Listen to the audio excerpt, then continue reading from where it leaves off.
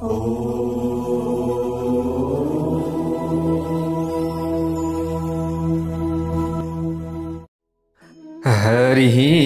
ओम स्वस्ति श्री गणेशाय नमः।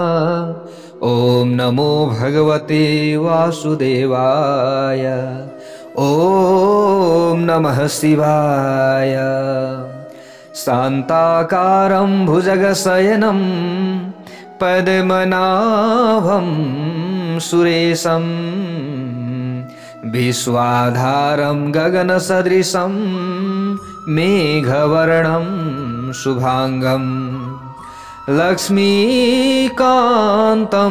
कमलनयनं योगिभिर्ध्यानगम्यं वन्दे विष्णुं भवभयहरं सर्वलोकैकनाथं।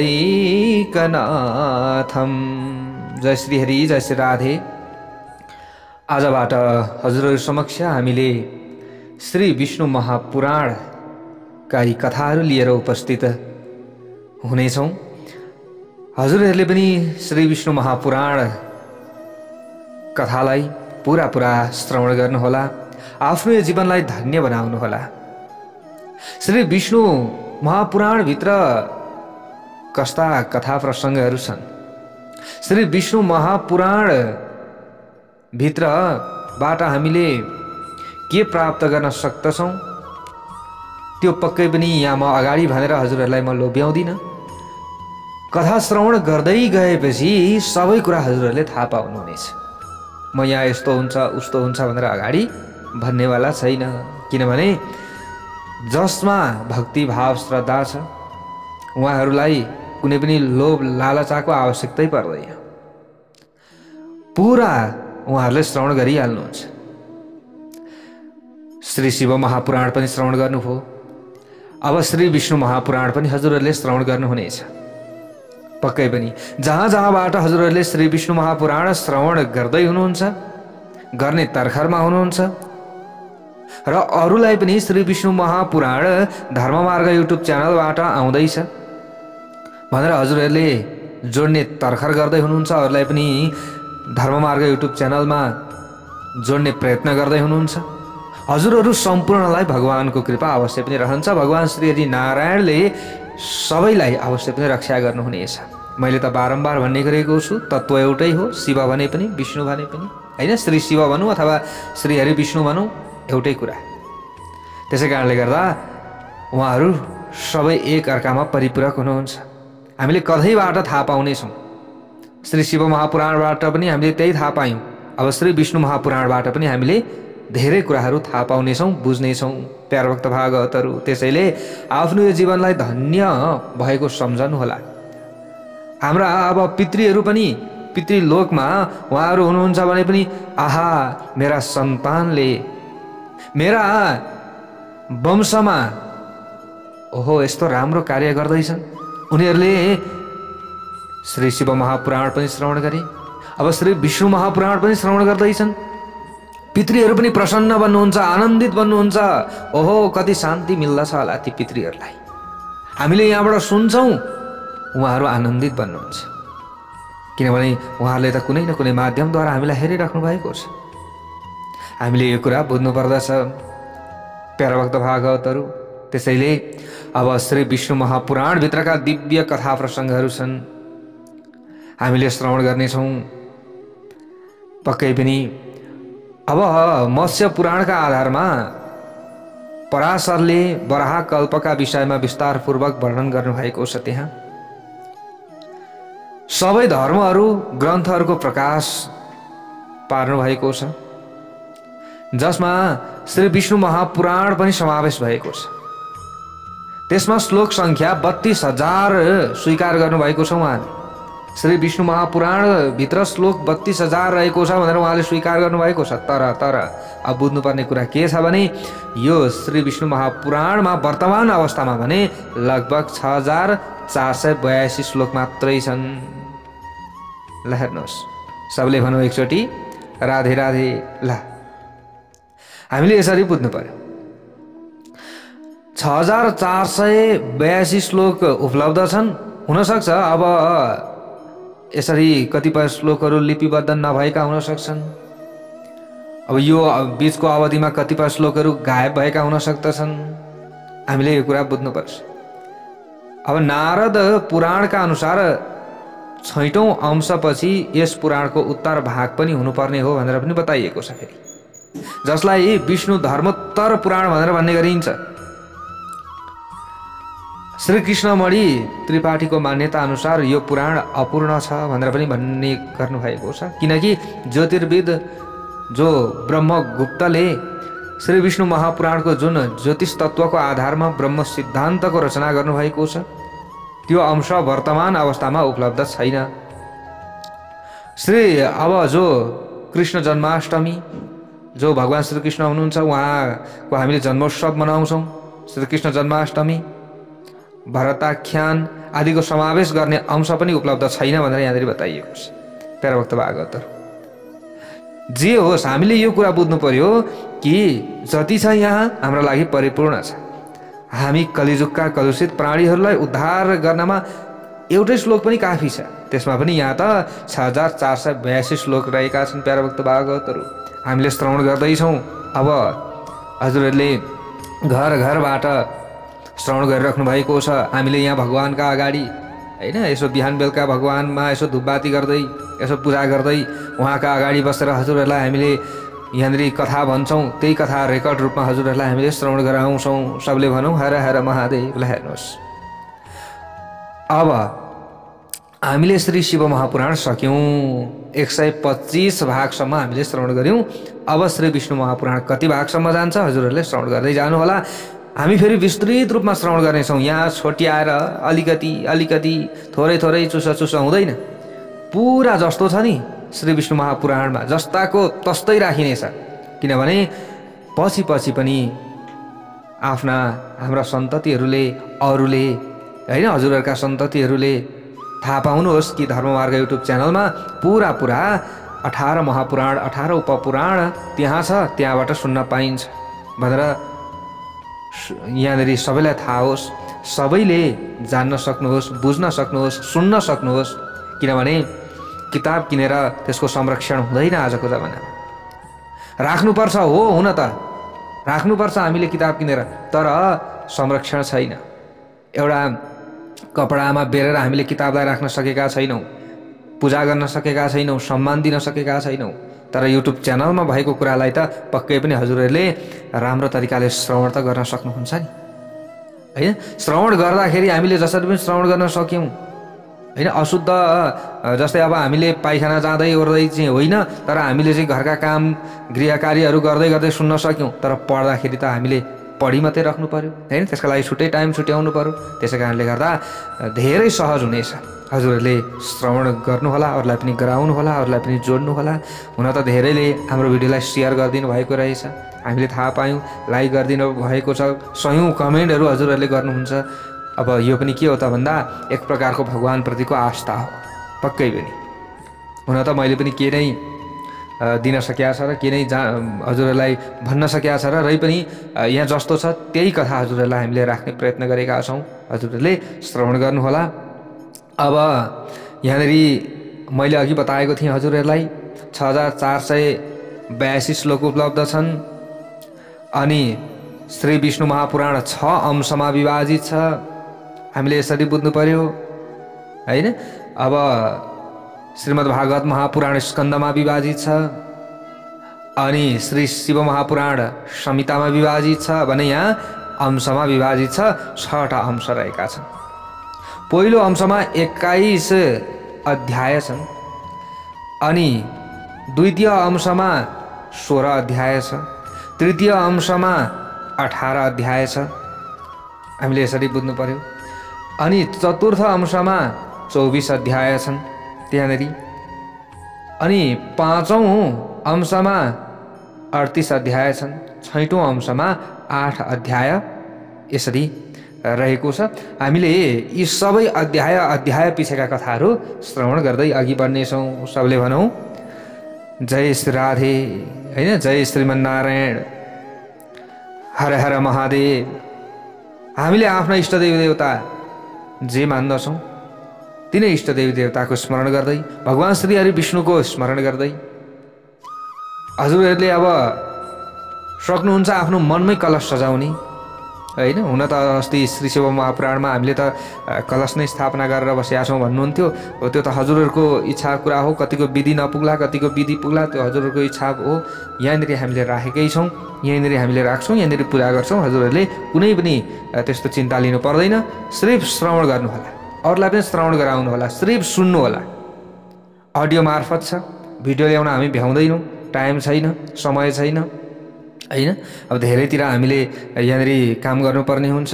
हजुरहरूले राशिफल पनि श्रवण गर्नुभएको छ हैन। होम टिभी नेपालमा हेर्नुहोस् त, अब चाडपर्वका कुराहरू पनि राख्न पर्यो। अनि कोही यसो हेराउन आउनुहुन्छ, हेरिदिन पनि पर्यो। कतिले बारम्बार फोनहरू आउँछन् हेराउनका लागि, के सोध्नका लागि, त्यता पनि टाइम दिन पर्यो। हुन त अब यस्तै छ, के गर्नु। त्यसै कारणले गर्दा हामी रेकर्ड मार्फत नै राख्नेछौँ, रेकर्ड नै राख्नेछौँ। यही रेकर्ड नै अथाह यो रेकर्डले नै हाम्रो अवश्य पनि कल्याण गर्ने। अब भिडियो भइसकेपछि त झलक मलक हुन थाल्छ, यताउता हुन थाल्छ, अनि कथा कति पनि हुँदैन, अनि कताबाट के हुन्छ। त्यसैले कथा हो पुरा हामीले श्रवण गरौँ। यसरी हामीले श्रवण गर्दै अगाडि बढौँ। अब हामी फटाफट अगाडि बढ्नेछौँ। प्यारा भक्त भागवतहरू, भगवानका प्यारा प्यारा भक्त भागवतहरू हजुरहरू हुनुहुन्छ। सबैभन्दा अगाडि ओम नमो भगवते वासुदेवाय हामीले भन्नुपर्दछ। श्री गणेशको हामीले स्मरण गर्नुपर्दछ। त्यसैले हामीले श्री गणेश पुराणबाट कथाको सुरुवात गरेका छौँ। उपपुराण नै भए पनि श्री गणेश पुराणबाट हामीले अगाडि बढ्ने प्रयत्न गऱ्यौँ। र त्यहाँनिर हजुरहरूले श्रवण गर्नुभयो श्री गणेश पुराणमा कि वेदव्यासजीले पनि पुराणहरू लेख्दै हुनुहुन्थ्यो। श्री गणेशजीलाई वास्ता गर्नु भएन, त बिचैमा गएर उहाँ ज्ञान शून्य हुनु परेको थियो। अनि पछाडि फेरि ब्रह्माजीले सम्झाएपछि, अन्य चाहिँ देवदेवताले सम्झाएपछि फेरि वेदव्यासजीलाई चेत आयो। फेरि गणेश भगवानको आराधना गर्नुभयो, गणेश भगवान प्रसन्न हुनुभयो। त्यस पछाडि फेरि उहाँमा स्वतः ज्ञान आयो। त्यस पछाडि उहाँले लेख्न सुरुवात गर्नुभएको थियो। त्यसैले हामीमा पनि विभिन्न समस्याहरू नआओस् भनेर हामीले श्री गणेश पुराणबाटै श्रवण गरेका छौँ। सुन्नका लागि पनि हजुरले थाल्नु भएको छ, हामीले सुनाउन पनि त्यहीँबाट थालेका छौँ प्यारा भक्त भागवतहरू। त्यसैले नातिकन हामी अगाडि बढौँ, ढुक्कका साथ हामी अगाडि बढौँ। जहाँसम्म हामीले सुन्नेछौँ सुनिरहौँ। दिनमा आधी घन्टा 35 मिनट छुट्याउँ, हाम्रो कल्याणका लागि छुट्याउँ हैन। यो अवश्य पनि हाम्रो राम्रो हुनेछ। किनभने दिनै पछि हामीले पुराण श्रवण गर्ने बानी बसाल्यौँ भने हाम्रा सन्तति आदिले पनि त्यही शिक्षण भोलिका दिनमा हाम्रो धर्मको रक्षा त हुन्छ, हामीले बुझ्ने मौका पनि पाउँछौँ भने आफ्ना सन्तति आदिमा पनि सुसंस्कार भित्रिन्छ। प्यारा भक्त भागवतहरू आजको जमानामा व्यक्ति धनी छन्, व्यक्ति अलिकति हेर्दा स्ट्यान्डर्ड जस्तो पनि देखिन्छन्, तर उनीहरूमा कुनै पनि संस्कार नरहिरहेको अवस्था छ। अब यसो भनिरहँदा फेरि चित्त दुखाउने होइन, यसो भनिरहँदा फेरि यी गुरु मात्र जान्ने रहेछन् भन्ने होइन कि हामीले अलिकति आफैले भित्रबाट सोधौँ न आफूलाई, हो कि होइन भन्ने कुरा आफैलाई सोधौँ न भित्रबाट, पक्कै पनि हामीलाई थाहा हुनेछ। सबले भनौँ एकचोटि जय श्री राधे। ल हेर्नुहोस्, अब यहाँनिर पराशर र मैत्रेयजीको संवाद छ श्री विष्णु महापुराणमा। यहाँनिर अगाडि ग्रन्थकर्ताले यहाँनिर नमस्कार गर्नुभएको छ, ऋषिकेश भगवानलाई नमस्कार गर्नुभएको छ। जितम ते पुण्डरीकाक्ष नमस्ते विश्वभावना नमस्तेस्तु ऋषिकेश महापुरुष पूर्वजा। यहाँ भन्नुहुन्छ, हे भगवान पुण्डरीकाक्ष विष्णु, हामी हजुरको जय जयकार गर्दछौँ। हे सम्पूर्ण विश्वका निमित्तोत्पादन कारण हजुरलाई कोटि कोटि नमस्कार छ। हे ऋषिकेश, हे सर्वमान्य, हे महापुरुष, हजुरलाई हाम्रो कोटि कोटि नमस्कार छ। हे पूर्वज, हजुरका चरण कमलमा साधारण नमस्कार छ। यसरी भन्नुहुन्छ यहाँ, वेद वेदान्तहरूको विज्ञहरूका अनुसार जो सत अक्षर एवं परब्रह्म परमात्मा हुनुहुन्छ, अनि पातञ्जल योगका वेत्ता ज्ञाताहरूका अनुसार ईश्वर एवं सांख्य योगीहरूका अनुसार पुरुष हुनुहुन्छ, जसबाट यहाँनिर सत्व रज तम यी तीनै गुणहरूको क्षोभ अर्थात् हलचलका माध्यमद्वारा सृष्टिको उत्पत्ति पालन र संहार हुन्छ। जो प्रधान अर्थात् प्रकृति एवं बुद्धि आदि सम्पूर्ण जगत प्रपञ्चको उपादान कारण हुनुहुन्छ। उहाँ भगवान विष्णुले हामीहरूलाई सद्बुद्धि अनि भोग ऐश्वर्य मुक्ति प्रदान गर्नुहोस् भनेर यहाँनिर अगाडि भनिएको छ। यहाँ भन्नुहुन्छ यो सम्पूर्ण ब्रह्माण्ड एवं ईश्वरका पनि ईश्वर परब्रह्म विष्णु ब्रह्मादि देवताहरू एवं मान्यवर गुरुका चरण कमलमा साष्टाङ्ग दण्डवत प्रणाम गर्दै यो वेदका समानको पुराण अर्थात् विष्णु पुराणका विषयमा बताउनेछु भनेर यहाँ ग्रन्थकर्ताले अगाडि भन्नुभएको छ। मैत्रेयले इतिहास एवं पुराणहरूको पूर्ण रूपमा ज्ञान हासिल गर्नुभएका वेद र वेदाङ्गहरूमा पारङ्गत धर्मशास्त्र आदिका विषयमा तात्विक रूपमा बुझ्नुभएका तथा प्रातः कालमा नित्य कर्महरू गरिसक्नुभएका वशिष्ठका नाति मुनि श्रेष्ठ पराशरजीलाई प्रणाम एवं अभिवादन गर्दै उनीसँग सोध्नुभयो। यहाँनिर कसले सोध्नुभयो? जो वशिष्ठका नाति मुनिश्रेष्ठ पराशरलाई प्रणाम गर्दै मैत्रेयजीले सोध्नुभयो। के भन्नुहुन्छ मैत्रेयजीले? अब तत्तो हि वेदा ध्ययन मधितमखिलं गुरो। ही निश्चय नै यहाँ भन्नुहुन्छ, हे गुरुवर मैले हजुरबाटै सम्पूर्ण वेद वेदाङ्ग लगायतका सबै धर्मशास्त्रहरूको क्रमबद्ध रूपमा अध्ययन गरिसकेको छु। हे मुनिश्रेष्ठ, म हजुरको कृपा पात्र भएको कारणले गर्दा र हजुरको प्रभावले गर्दा मेरा विरोधीहरूले पनि यसले सम्पूर्ण शास्त्रहरूको अध्ययन गर्ने कार्यमा परिश्रम गरेको छैन भन्न सक्दैनन्। सबैले भन्दछन् कि यसले शास्त्रहरू अध्ययन गर्नका लागि परिश्रम गरेको छ भनेर भन्ने गर्दछन्। हे धर्मज्ञ, हे यशस्वी, त्यही सबै शास्त्रहरूको अत्यन्त कडा परिश्रम पूर्वक अध्ययन गर्ने म अब यो जगत कसरी उत्पन्न भएको हो र भविष्यमा अर्थात् अर्को कल्पको आरम्भमा कसरी उत्पन्न हुनेछ यसका विषयमा हजुरका मुखारविन्दबाट विस्तृत रूपमा सुन्न चाहन्छु। बताउनुहोस्। मेरो अभिलाषा पूर्ण उक्त जिज्ञासालाई शान्त गराइदिनुहोस्। हे ब्राह्मण, हे तपस्वी, यस जगतको निमित्तोपादान कारण को हुनुहुन्छ? यो सम्पूर्ण चराचर जगत कसबाट उत्पन्न भएको हो? यो उत्पन्न हुनुभन्दा पहिले जसमा विलीन रहेको थियो तथा अब फेरि विलयका समयमा जसमा विलीन हुन्छ। यसबाहेक आकाश आदि पञ्चमहाभूतहरूको परिणाम, देवता आदिको उत्पत्ति, समुद्र पर्वत पृथ्वी आदिको स्थितिका विषयमा हजुरबाट पूर्ण रूपमा म सुन्न चाहन्छु।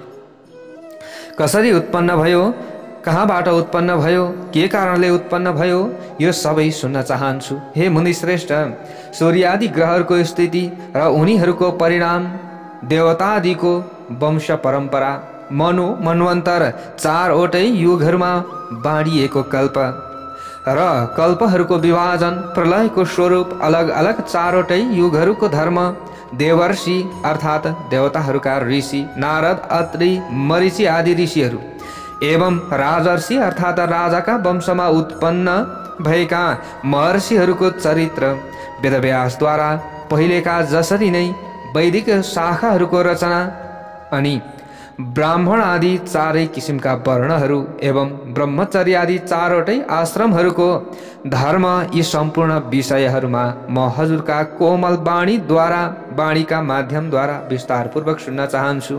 हे ब्राह्मण, म माथि दया दृष्टि राख्दै ममा उत्पन्न भएका जिज्ञासाहरूको पूर्ण रूपमा समाधान गरिदिनुहोस् हे प्रभु भनेर यसरी मैत्रेयजीले प्रश्न गर्दै हुनुहुन्छ। अगाडि भन्नुहुन्छ, हे महामुनीश्वर, जसका माध्यमबाट मैले यी सम्पूर्ण विषयमा पूर्ण रूपमा ज्ञान हासिल गरेर आफ्नो जीवनलाई पूर्ण सफल बनाउन सकूँ, मलाई यो मैले सोधेका सबै प्रश्नको उत्तर दिइबक्सियोस् हे प्रभु भनेर यसरी प्रश्न सोधिसकेपछि पराशर ऋषिले अगाडि गएर भन्नुहुन्छ, साधु मैत्रेय धर्मज्ञ स्मारितोऽस्मि पुरातनं पितुः पिता मे भगवान् वसिष्ठो यदुवाच। पराशर ऋषिले भन्नुहुन्छ, हे धर्मयुक्त आचरण भएका मैत्रेय, मेरा पिताका पनि पिता अर्थात् मेरा हजुरबुबा महात्मा वशिष्ठले जसका विषयमा बताउनु भएको थियो, तपाईले त्यो पहिलेको प्रसङ्गका विषयमा मलाई वास्तविक रूपमा स्मरण गराइदिनुभयो। त्यसका लागि म तपाईलाई धन्यवाद दिन्छु। हे मैत्रेय, जब मैले विश्वामित्रद्वारा अभिप्रेरित भएर अर्थात् उनैका कारणले गर्दा राक्षसले मेरा पिताजीलाई खाएको जानकारी पाएको थिएँ, तब त्यो समयमा म अत्यन्त क्रोधित भएँ। राक्षसले मेरा पितालाई खाने, म त्यसलाई छोड्दिनँ भनेर ममा एक प्रकारको क्रोध उत्पन्न भयो। म अत्यन्त क्रोधित भएँ अर्थात् त्यस समयमा मैले आफूलाई शान्त अवस्थामा राख्न सकिनँ। म अत्यन्त विह्वल भएँ। त्यसपछि जगतमा भए जति सबै राक्षसहरूको विनाश गरिदिने विचार गरेर राक्षस दहन यानि कि राक्षसलाई डराउने यज्ञ आरम्भ गरे मैले भन्नुहुन्छ यहाँ। त्यस यज्ञमा असंख्य राक्षसहरू जलेर भस्म भए। यसरी सम्पूर्ण राक्षसहरूको पूर्ण रूपमा विनाश हुन लागेको देखेर मेरा पितामह अर्थात् हजुरबुबा यशस्वी वशिष्ठले मसँग आएर भन्नुभयो।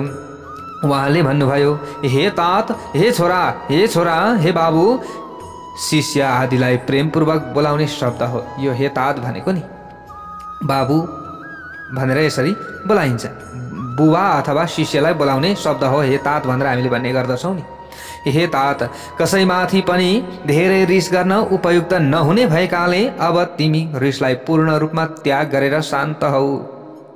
अरूले दुःख दियो भनेर आफूले पनि दुःख दिने? ए बाबु, शान्त हौ। जुन तिम्रो स्वाभाविक कर्तव्य कर्म हो त्यसमा फर्क।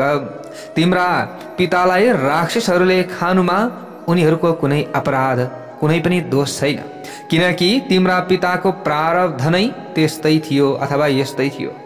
जसको फल उनले अवश्य पाउनुपर्ने थियो त्यो फल अवश्य पनि उनले पाए। अत्यन्त रिस गर्नाले आफ्नै विनाश हुन्छ। रिस गरियो भने के हुन्छ? आफै नाश हुनु पर्दछ बाबु। त्यसैले यो रिसलाई त्याग गर। आफ्नो रिसले आफूलाई विनाश गर्ने भएका कारणले गर्दा त्यसले विद्वानलाई नभएर मूर्खलाई मात्र शोभायमान बनाउँछ। केले? रिसले त केलाई जो मूर्ख छ उसलाई मात्रै शोभा दिन्छ यो रिस। तिमी जस्तो विद्वानले यो रिसलाई ग्रहण गरेर शोभा पाउने हुँदैन। आफू निन्दित भइन्छ बाबु, सम्झाउनु भयो आएर। त्यसैले ज्ञानीले कहिले पनि रिसाउन उपयुक्त हुँदैन हे बाबु। यस्तो अवस्थामा त्यो विनाशकारक वस्तुले तिमी जस्ता विद्वानमा कसरी आफ्नो अस्तित्व स्थापना गर्न सक्यो? त्यस्तो विनाशकारक वस्तुले तिमीमा अस्तित्व स्थापित गर्न नसक्नु पर्ने हो, तर तिमीमा स्थापित गर्यो। केले? त्यो क्रोधले। तिमी आफै वास्तविकतालाई विचार गर बाबु। यस संसारमा कसले कसलाई मार्न सक्छ? पुरुषले त आफूद्वारा गरिएका कर्महरूको भोग मात्र गर्ने हो। त्यसैले तिमीले धेरै रिसाउनु हुँदैन बाबु, तिमीले रिसाउनु उपयुक्त हुँदैन। हे प्रिय पात्र, यो क्रोध रिसले मनुष्यले अत्यन्त कष्टपूर्वक प्राप्त गरेको यश तपस्यालाई पनि पूर्ण रूपमा नष्ट गराइदिन्छ। हामीले मेहनत गरेर आफूले यश कमाउँछौँ, आफूले चाहिँ मेहनत गर्छौँ, तपस्या गर्छौँ, तर रिस उत्पन्न भयो भने त्यो मेहनत, त्यो तपस्या क्षणभरमै स्वाहा हुन्छ हे बाबु। त्यसैले तिमीले रिसलाई परित्याग गर बाबु, रिसलाई परित्याग गर। सञ्चितस्यापि महतो वत्स क्लेशेन मानवहि यशस तपसश्चैव क्रोधो नाशकरः परः। बाबु, आफूमा उत्पन्न त्यो क्रोधको आवेगलाई संयमद्वारा पूर्ण रूपमा आफ्नो नियन्त्रणमा राख, किनकि त्यसले कुनै पनि अवस्थामा तिम्रो कल्याण गर्दैन बाबु। तिमीले यो कुरा बुझ। हे बाबु, स्वर्ग एवं मोक्ष दुवै किसिमको उपलब्धिमा व्यवधान उत्पन्न गराउने भएकाले अर्थात् दुवैलाई बिगार्ने भएकाले महर्षिहरूले सधैँ रिसलाई पूर्ण रूपमा त्याग गर्दछन् र रिसलाई त्याग गर्नुपर्दछ बाबु। यसैले तिमीले पनि क्रोधलाई वास्तविक रूपमा परित्याग गरिदेऊ बाबु। तिमी यसका अधीनमा नपर, यसको मतलब मैले भन्न खोजेको यो हो। यसरी सम्झाउँदै हुनुहुन्छ। तिमीले व्यर्थमा यी कुनै किसिमको अपराध नभएका राक्षसहरूको विनाश गराउँदा तिमीलाई के उपलब्धि हुन्छ बाबु? यस विषयमा विचार गर्न अत्यन्त आवश्यक छ। त्यसैले तिमीले आफ्नो यज्ञको समापन गर, किनकि साधुहरूको सबैभन्दा ठुलो बल नै क्षमाशीलता हो। जसले क्षमा दिन सक्दछ साधुहरूको बल नै त्यही हो। तिमीले पनि त्यसको अनुसरण गर्नुपर्छ।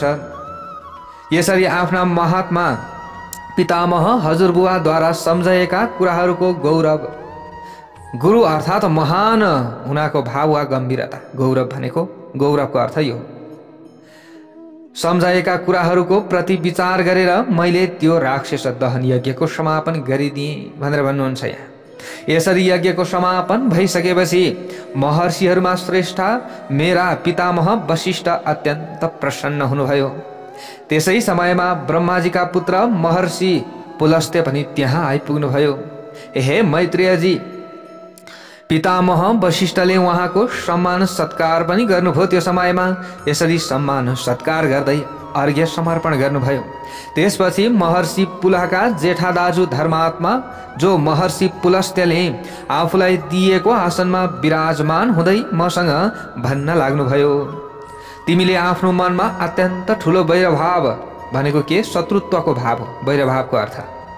यसरी वैरभाव राखेको भए तापनि महर्षि वशिष्ठको उपदेश सुनिसकेपछि तिमीले जुन क्षमाभावको आश्रय ग्रहण गर्यौ नि बाबु, जसप्रति तिमी अत्यन्त क्रोधित भएका थियौ, तिनीहरूलाई क्षमा गरिदियौ। यसैले तिमी सम्पूर्ण शास्त्रहरूका ज्ञाता अर्थात् विशेषज्ञ अब तिमी हुनेछौ, चिन्ता नगर। हे धर्मात्मा, अत्यन्त रिसाए तापनि तिमीले मेरा सन्तानहरूको पूर्ण रूपमा समाप्ति गरेनौ, अर्थात् मूलोच्छेदन, समूल वंशको नाश हुने काम गरेनौ। यसरी नाश हुने काम नगरेको हुनाले म तिमीलाई अर्को एउटा उत्तम वरदान दिन्छु, वर दिन्छु। हे वत्स, तिमी भविष्यमा सम्पूर्ण पुराण संहिताको रचयिता हुनु अथवा सम्पूर्ण पुराण अथवा इतिहासको रचयिता हुन सक्नेछौ। यसरी रचयिता हुनुका साथै देवताहरूको वास्तविक रहस्य स्वरूपका विषयमा तिमीलाई कसैले बताइरहनु पर्ने छैन। स्वतः तिमीमा ज्ञान उत्पन्न हुनेछ बाबु, तिमी स्वयं विज्ञ हुनेछौ। हे शिष्य, मेरो आशीर्वादका प्रभावले तिम्रो निर्मल बुद्धि प्रवृत्ति यानि कि कर्मयोग, निवृत्ति भनेको सांख्य योग सम्बन्धी कर्महरूमा निसन्देह कुशलता पूर्वक अब तिम्रो यो बुद्धि लाग्नेछ, तिम्रो मन लाग्नेछ। तिम्रा लागि यो मैले दिएको उत्तम वरदान हो। महर्षि पुलस्त्यले यसरी वरदान दिइसकेपछि मेरा पिता वशिष्ठले फेरि भन्न लाग्नुभयो, महर्षि पुलस्त्यले तिमीलाई जुन वरदान दिनुभएको छ बाबु, भविष्यमा त्यो सबै सत्य हुनेछ भनेर मेरा पिताले पनि मलाई भन्नुभयो। यसमा तिमी निश्चिन्त हौ हे मैत्रेय। यसरी परापूर्वक काल अर्थात् धेरै वर्ष अघिको समयमा बुद्धिमान पितामह वशिष्ठ र महर्षि पुलस्त्यद्वारा जे जति बताइएको थियो त्यो मैले बिर्सिसकेको थिएँ। फेरि हे मैत्रेय, यसरी उहाँहरूले भन्नुभयो, यसमा तिमी निश्चिन्त हौ भनेर उहाँहरूले भन्नुभयो। तर हे मैत्रेय, उहाँहरूले जे बताउनु भएको थियो त्यो सबै मैले बिर्सिएछु। तर जब तपाईँले प्रश्न गर्नुभयो अहिले आएर, त्यसपछि त्यो सबैको पूर्ण रूपमा स्मरण मलाई हुन थाल्यो, अर्थात् सम्झना आयो। हे मैत्रेय, मलाई सम्झना आयो अहिले। यसकारण हे मैत्रेय, अब तपाईँले प्रश्न गरेका हुनाले यहाँ भन्नुहुन्छ पराशर, हे मैत्रेय, तपाईँले प्रश्न गर्नुभयो, त्यसै कारणले गर्दा अब म सम्पूर्ण पुराण संहिताका विषयमा विस्तृत रूपमा तपाईँलाई सुनाउनेछु। त्यसका विषयमा ध्यानपूर्वक सुन्नुहोस्। यो सम्पूर्ण जगत भगवान श्री विष्णुबाट उत्पन्न भएको भनेर भन्नुपर्दछ। उहाँमै अवस्थित रहेको छ अनि विष्णु भगवान नै यसको स्थिति एवं लयको कारकत्व हुनुहुन्छ। यस जगतको वास्तविक स्वरूप भगवान विष्णुकै स्वरूप हो र उहाँभन्दा अलग यो सारा चराचर जगत छैन। यहाँनिर कसले बताउँदै हुनुहुन्छ? उनै पराशर ऋषिले बताउँदै हुनुहुन्छ मैत्रेय ऋषिलाई। अब हामीले श्री शिव महापुराण श्रवण गर्दाखेरि सम्पूर्ण कारक तत्व शिव नै हुनुहुन्थ्यो। अहिले श्री विष्णु महापुराण श्रवण गर्दै गर्दा विष्णु हुनुहुन्छ। अब हामी फेरि भ्रममा पर्ने चाहिँ होइन, तत्व एउटै हो। हामीले यसरी बुझ्नु पर्यो। यहाँ विष्णु तत्व, विष्णु नामरूपी तत्वको वर्णन भइरहेको छ। त्यो तत्व एउटै हो। यहाँ विष्णुको नामले संज्ञा दिइयो, तत्व एउटै हो। त्यहाँ श्री शिवको नामले यसरी त्यो शिवको संज्ञा दियो त्यहाँनिर। यसरी बुझ्नु पर्दछ। हुन त उहाँहरू देख्दाखेरि फेरि भिन्न भिन्नै हुनुहुन्छ। हामी साधारण व्यक्तिले देख्दा उपासना पनि भिन्न भिन्नै तरिकाको छ हैन, स्वरूप नै भिन्न भिन्नै छ, चाहिँ सबै अलग अलग छ, तर गर्ने काम एउटै छ भनिसकेपछि त्यो तत्व एउटै हो भनेर हामीले बुझ्नु पर्यो। ल हेर्नुहोस्, यसरी अंश 1 को अध्याय 1 भित्रको कथा हामीले श्रवण गर्यौं। अब हामीले भोलि अर्को दोस्रो अध्यायको कथालाई श्रवण गर्नेछौँ। प्यारा भक्त भागवतहरू, यसरी नै हजुरहरूले श्रवण गर्दै अगाडि बढ्नुहोला। पराशर ऋषिलाई सोध्नु भएको छ मैत्रेय ऋषिले। अब यहाँ अगाडि सृष्टिको प्रक्रिया आउनेछ। पुरा हजुरहरूले श्रवण गर्दै अगाडि बढ्नुहोला।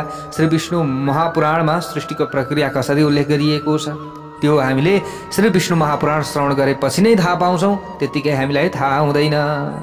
सबले भनौँ एकचोटि जय श्री हरि।